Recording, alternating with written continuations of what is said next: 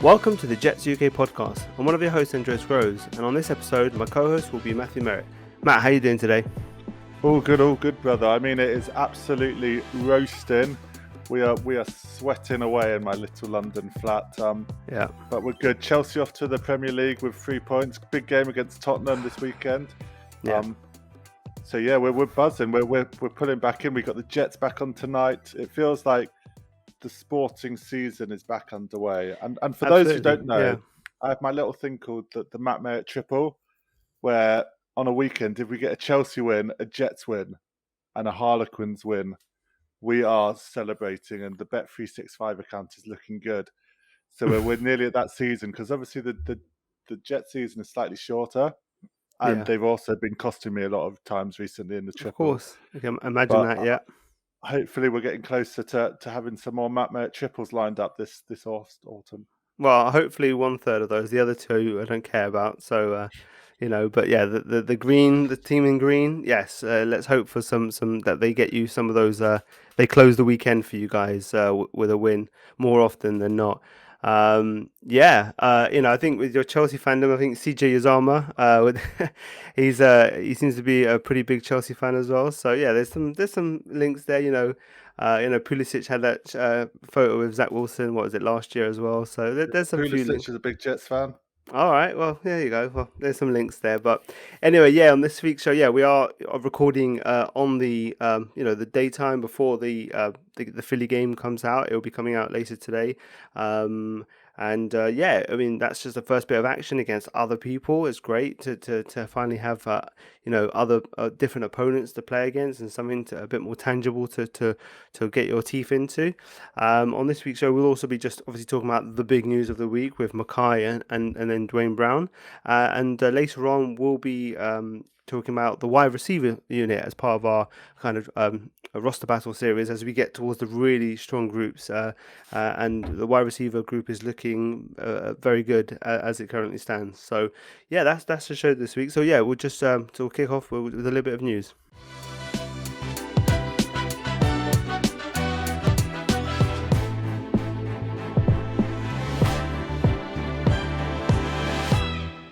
Okay, so the news this week is one of the ones that we kind of get used to every August, where there's some sort of devastating injury that changes the landscape of things, and that didn't change. That's no change this year with Makaicton. Unfortunately, obviously, we all know this going out with the broken patella, the kneecap.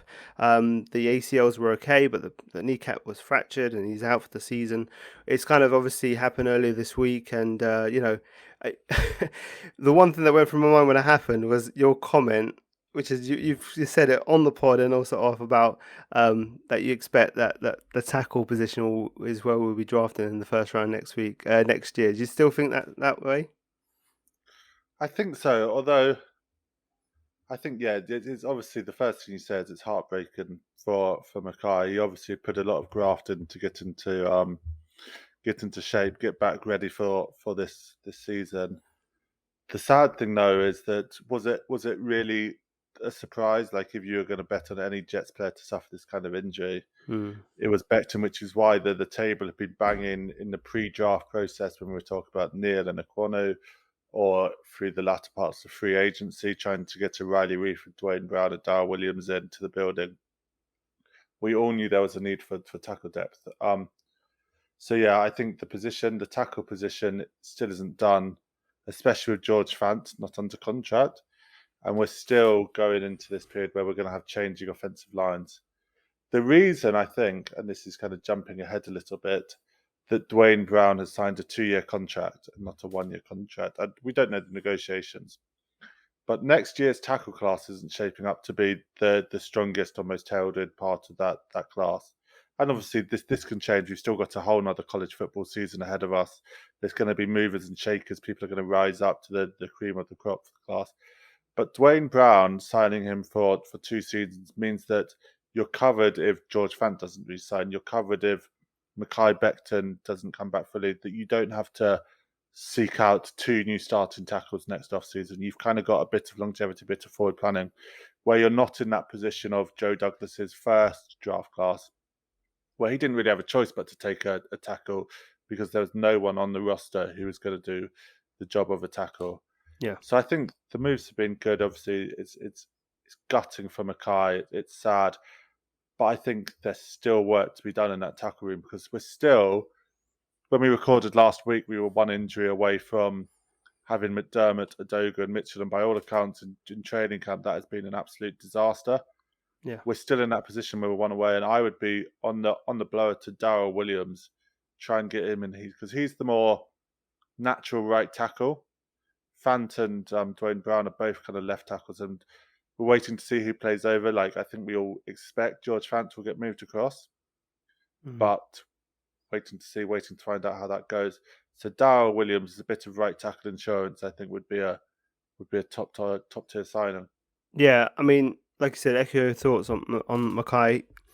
Was super impressed with how he turned up to training camp. Worked, and the coaches raved about how much he worked in that period between OTAs and training camp, and for him to go out 2 seasons ago. And it's not lost on me, and it was posted by some people online that he's never played in front of the Jets fans. His rookie season was during the pandemic whenever it was all closed down, so he's never been able to play. And then his first game last season was obviously away in Carolina, so he's never played at a full MetLife, which is crazy to be honest, as he'll be going into his fourth year. But I think it is you got to think about we wish him his recovery. We hope he recovers, and that's really hopefully the surgery goes well, recovery goes well, and he gets back to being being able to get back on the field.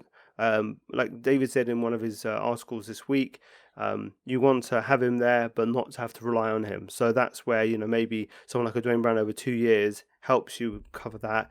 The draft class again is one factor. You want to give yourself options, and I think Dwayne Brown for 2 years, it's 2 years, 22 million is the deal. So it's decent money, but it's a necessity. And you're right. We got to look for another guy. I don't know in terms of where they want to reach in terms of how much, because you say Darryl Williams is probably another starter level, even if he's like a lower level starter.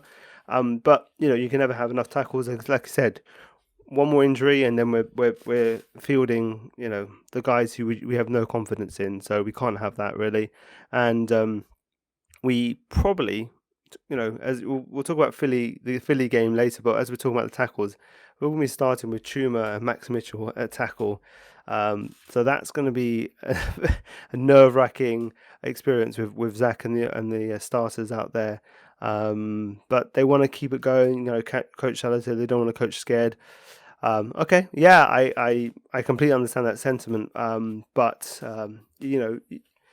just a little bit nerve wracking when you look at some of the players that Philly have got who could get past those guys pretty easily. So we will see how it works out on tonight's game. But yeah, Dwayne Brown in, Makaicton out, and I don't think we've lost too much in terms of quality. Even Makaicton probably had you would say a higher ceiling in terms of this part of his career, obviously with where Dwayne Brown is, but. It is what it is, and we've got some protection for Zach now. So now, hopefully, those guys stay healthy, and maybe we do bring another person in as well. So yeah, I think that wraps up kind of the news part of it. I think we'll just dive straight into the kind of the preseason chat, Matt, about this Eagles game. What are the kind of things you want to see? I guess away from everyone's coming out healthy. That's just naturally given. Yeah, so I think on the point when Zach Wilson plays his series or two, you just want to see him get that timing down.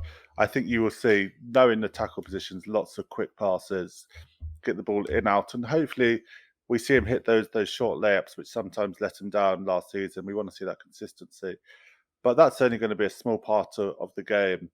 And the number one thing that I want to see is Mike White playing lights out. Get him in the shop window. Get people interested. See if you can get someone flipping a late round pick for Mike White before the season starts. Because Yes. I'm hoping that the Jets only carry two quarterbacks. I don't Yeah. really want us having Zach Wilson, Joe Flacco, and Mike White there. So Mike White should get probably 3/4 tonight. Let's hope he plays well and kind of gets that a little bit of trade talk buzzing away, just in case there's any backup quarterback injuries that happen over the coming weeks, that he establishes himself as a viable target if he gets traded. The other things, of course, you want to see the rookies kind of looking good. I'm sure that we'll see some of them get some meaningful snaps, just getting their first appearances in there. I think it kind of depends who the Eagles go up against, but it'd be quite fun to see. I don't know, Sauce Gardner, AJ Brown Or for Devonta Smith, or which Devonta is they're both Smith. of them are Yeah, great battles for him. Yeah, yeah, different kinds of players. One yeah, smaller, shiftier guy, one kind of bigger bodied guy, kind of marrying the Jets situation with Corey Davis and Elijah Moore. yeah, Um, and then yeah, it'll just be interesting to watch the kind of deeper guys on the roster. People that over the last couple of weeks when we've done our roster battles, we've spoken about end of the roster, who's going to kind of make that push? Is there going to be a lights out performance from a Kenny Yeboah, a Calvin Jackson? Who's going to separate themselves in the cornerback room between Eccles, Bryce Hall? All of these positions are kind of up for grabs and up for discussion. So looking forward to having Jets football back. It is only pre-season, so enjoy it, see what happens. And yeah, it should be exciting. The yeah. only other thing, just You to go, add, one more yeah, go on, thing, go on. kicker battle. Feels like ages since the Jets have had a kicker battle. So Zerline, Pinheiro, keep your eyes on those. Salah said in his press conference to the fans, don't be mad at me if we're taking kicks. It's the only way we're going to settle this kicker battle. So let's see how that one shakes out. Yeah, we're obviously big fans of the kicker position on this podcast, and like I said, it's been a while since we've had legitimate contact with two, decent, kickers. Neither of them are amazing, but you want to see one of them, rise above the other and be a legitimate player for this team and not be kind of a letdown. So yeah, I think it's kind of the Eagles have got some interesting players that we kind of looked at. Um, we were very interested in, especially someone like Nakobe Dean, who we absolutely loved on this podcast in terms of being a potential guy to fill in that linebacker unit. He'll be playing. He's listed in the second kind of on the depth chart in the second string, but he'll get out there and we'll see him. So there's a lot of players that you look at and enjoy. Just NFL being back and the Jets being back, even if it's preseason, it's to signify that we're only a few weeks away from that first game, week one, against the Ravens. So it's very exciting to have that on and just see all those guys. And with us, the way we cover this team, we cover all the players on the 50, on the 90 man and down to the 53. You go down to the the third and fourth quarter. There's still a lot to be taken from it. With these guys fighting for their livelihoods to stay on the team. So it's great stuff. Still, it's really really good stuff. So yeah, I mean, we obviously will be back. We are looking to do a Twitter Spaces early next week to kind of just recap just a bit of news and also look back at the Philly game as well. I'll be announcing that on the socials as well. We're looking to organise when we'll do that, but I'll post that on the socials as well. So that kind of as a recap to the Philly game while we're in the preseason mode. But yeah, I think for that, I think we'll wrap it up and we'll head over to our wide receiver roster battles.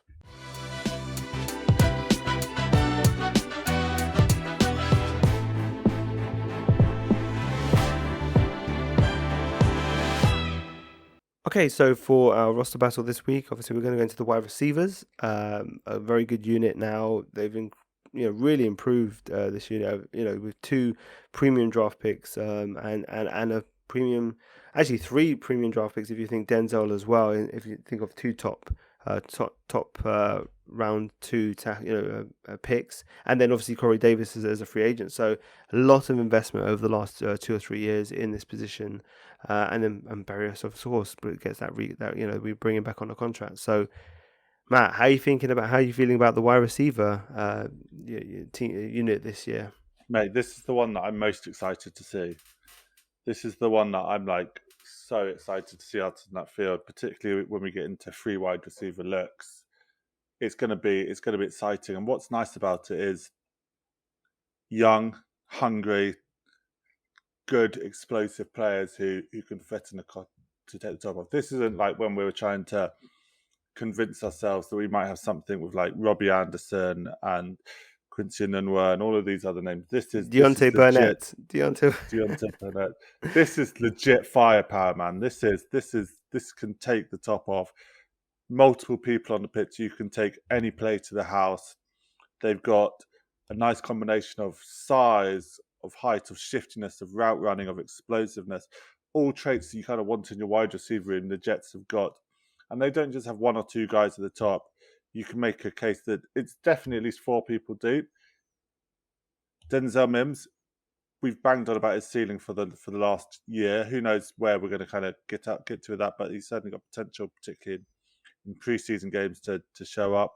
Jeff Smith, so I'm excited. I think it's that same old point that we've made multiple times in this podcast about just giving LaFleur options, mismatches, things to work with. Give Zach those options, and we feel like we're in a good place with that now. I think bringing Garrett Wilson in, my wide receiver one from the draft, is such a nice complementary piece where he can kind of do some of the things that perhaps were missed out between Elijah Moore and Corey Davis, where you've got Corey Davis, the big-bodied, contested catches, medium deep threat. Elijah Moore, we know all about him, shifty, dynamic, explosive, really smooth through the catch points, lovely in and out of his breaks. Garrett Wilson kind of operates a slightly middle ground there, where he's still got that explosive shiftiness, but he plays big, Garrett Wilson. He plays with size, he plays with power, and he just high points that ball and goes up and get it. So excited to see those top three. Don't think we'll be seeing them for too many reps on tonight, given how deep the wide receiver room is and how they want to get looks at different people. Maybe with Zach Wilson series or two and then pulled for the game. Yeah. But yeah, that top of the room is going to be exciting. It's going to be good to watch, and it's going to be dirty. I really, you look at Elijah and you look at Garrett, and those guys. You see what's happening in Cincinnati. I'm not throwing them up there with Chase and Higgins, but I'm saying having these two young, really talented players who just become really difficult. And then you've got another player like they've got Tyler Boyd, we've got Corey Davis, like another guy who's is just a good NFL wide receiver and slotted in as the number 3 kind of target eventually. I mean, I think he'll be more targeted early in the season, obviously with his experience with Garrett being a rookie. But we're looking at, by the end of this year, you would say Garrett and Elijah are going to be the number 1 and 2 easily, and Corey will be the 3. But that's great because Corey's a great player. He's a really good wide receiver. You just don't want to project him as the number 1. Last year, he was hyper targeted by Zach at the beginning of the year to the detriment where people were targeting him. And I think Corey gets a bad rep for last Yeah, season. Like I think he was still absolutely. serviceable, and there were still games where he was able to take over. And Yes. that is not to excuse. There were drops. There were things which he would want back, and there were plays which he would want back. But if you look at how he took over games, particularly the Carolina game and the Tennessee game early in the season, he was dominating, and he looked like he could be that wide receiver 1. Yeah. Didn't pan out, and then the injury obviously slowed him down at the back half of the year. But I still think people are selling their stocks on Corey Davis way too fast. Because the more people look at the other two, he's a guy who can get it done on a day, right? He's a guy who could take over and be Zach's guy on the day to make the difference to win the game when Elijah and Garrett are getting really the focus is on them. Someone like that can really, really kind of come through and just do it himself as well. He's got the ability as well. So those top 3 it's as good a top 3. I mean, I think it's even better. The potential is obviously we're not there yet in terms of the guys we had in 2015 with Decker and Marshall, and I think you would say Nunwa was the 3rd one. So then, if you think that combination, this is as good as we've had it in terms of talent. Obviously, we have to see where Garrett Wilson goes, but I think by the end of this year, in the second half of this year, those 3 are going to be an absolute problem. And then you don't even, and we got to a position group we haven't even got to that we probably list even higher by the fact that we haven't got to it yet. The 2 running backs that we have at the top of that running back group, like it's just the offense and the tight ends that we just talked about a few weeks ago. Like the offense is just got so much talent around Zach that is something that we've been talking about in the group in our kind of WhatsApp chat, where it's like Zach, yeah, like you want him to do the flash plays, you want him to see that elite talent on, and we know he has elite physical talent, but you just need him to do the simple things that he just wasn't doing last year, because at the very minimum, because he's got so much talent, that just get the ball in their hands, don't mess it up, just run the offense efficiently, and those guys will make things happen because they're super talented. So it's just the Jets having an offense like this is just something that we're just not used to in terms of the amount of quality players and talent we have around. And then you go to the next kind of, the next 3, which I think is kind of locked in as that's going to be 6. I think they'll take 6, and that'll be 6. And I think Mims will make it. I think Jeff Smith will make it. And of course, Braxton Berrios will take it as well. So I think those 3. I mean, Braxton was fantastic at the end of the last season. kind of being Zach's safety blanket, and Zach's going to still go to him. They're kind of best friends. They've got a great connection. He's going to go to Beres. Beres is going to have those clutch plays on third down where we're going to have it. He's going to be a real thorn in people's hands when they've got all these other things to deal with. You're going to have to really factor in Braxton Beres as well. Mims, you talked about his ability. We know he's got so much ability. Will he come through and be a contributor? He doesn't have to be a star now. He doesn't even have to be a second or third. Can you be a really solid fourth, kind of in terms of the main outside receivers, and just like contribute? Maybe there's an injury. Can you contribute? Can you fill in and have a decent game? That's what we want. Jeff Smith is a guy that they love. He's had a good camp from all accounts. I'm still not sold on him, but as he's your number 6, they like him as a special teamer, and that's the guy that the special teams head coach gets the choice on that one. Boyer gets the chance to have his guy as the number 6 receiver, and that's who he chose. So it's really, really good. We kind of know a lot about this top 6 now. Now you look at the guys, fighting for those roster battle spots, as we talked about. You've got Rashard Davis, Tariq Black, Calvin Jackson, Irvin Charles, and Kashawn Abrams. So obviously not as much known about him. I think who's flashed quite a bit. I think we've had a bit of flash from Calvin Jackson, and Irvin Charles has flashed a little bit. Tariq Black had some decent moments at the end of the last season, but he's someone that David knows as well he's from Texas. He's a Longhorn, so he knows a bit about it. He doesn't really think he's a top player that's going to really make it too much in the NFL. But these guys are going to be battling for a roster spot. Is there anything from those guys that you've seen or read up on? So I'll tell you what, I'm going to slightly fail, but I'm team carry 7 wide receivers. Okay. I think with the way that it's a position which is physical, and the way you're coming in and out of your breaks, you're gonna get injured.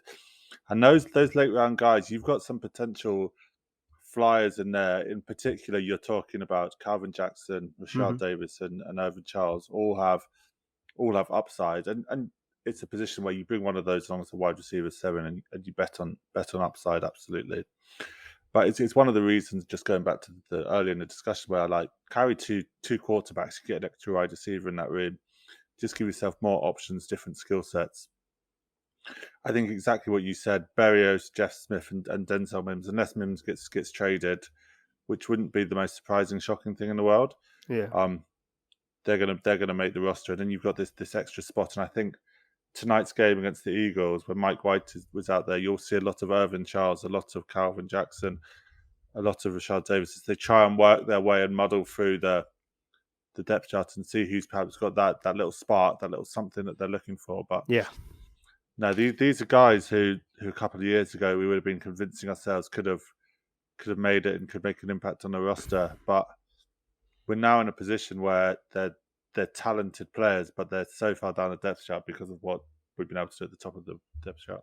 It's just team building, exactly as you want to see it, where you've got talented guys who are fighting just to make the roster, or not even make that. You have to make an extra spot, like you said. You bring in a 7th. We'll see what they do. I think it's may force the Jets' hand to do that, right? And we see that tonight. These are the games where all the guys that we've talked about at the end of each episode, at the end of each positional group chat, these are the guys you want to see, because they're, like I said, you said earlier about Yeboah, who's gonna force their way to make that position group add another person, to say we have to carry 4 because we can't let this person go. We have to carry 7 because we can't let this person go. That's going to be interesting. And I think we'll see that. You mentioned something on the group. I don't know if you were being if you were joking about it. You talked about the Denzel Mims to tight end. No, I was joking. Don't say that out loud. People are going to think I'm an idiot. No, I know. Sometimes I throw awful takes into the group chat to get on David's nerves. I think I read it. I was tied up at the time. I just kind of read it. I thought, okay, he wants to talk about that. I'll note that for the chat. So I didn't want to say that. But now you're saying, oh no, you're blushing because you brought it up. I didn't want to mean it. No, you've embarrassed me. No. I know. It's you've clarified. You were just joking. It was all tongue in cheek, and I missed that. And I missed the sarcasm, the bit of tongue in cheek. So that's on me. So no, when Denzel obviously is a guy he could be traded. He's a guy who's got so much ability. A lot of people probably did like him in that draft class. He's looking good. He's healthy. healthy again, good reports.